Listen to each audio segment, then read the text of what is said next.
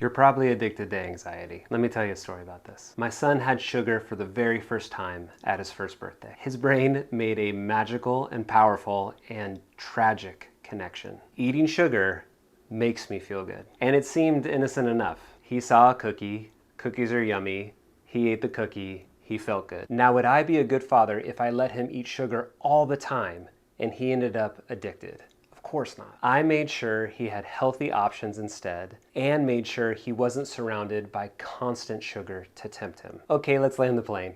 Anxiety in your workday is just like sugar. The first time you felt anxiety at work, then took action to resolve that anxiety, your brain made a powerful, magical, and just like sugar, tragic connection. Taking action in response to anxiety equals a reduction in anxiety. And that seems innocent enough and even logical. If your house is on fire, you might feel a bit of anxiety and you should probably do something about that. Very logical. Now, the next time you felt anxiety, guess what your brain did?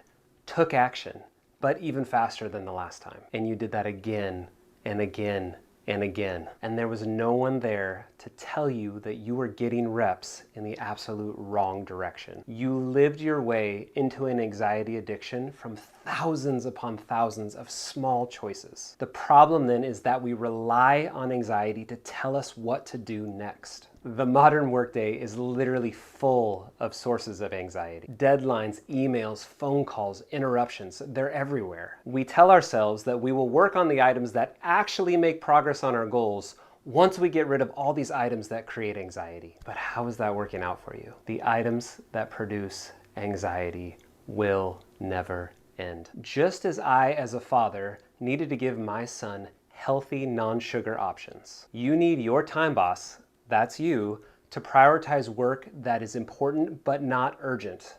Something that by definition does not create anxiety. And just like I needed to surround my son with healthy options to ensure he was not constantly tempted by sugar, you need your time boss to carve out space for you to work on those important but not urgent items. You cannot make anxiety producing items go away, but you can manage them. If this sounds impossible to break free from anxiety, I promise you it is possible. I am living proof, as are those that have gone through the Time Boss cohort and are now experiencing peace in their workday and massive progress on their priorities. If this is you, please reach out.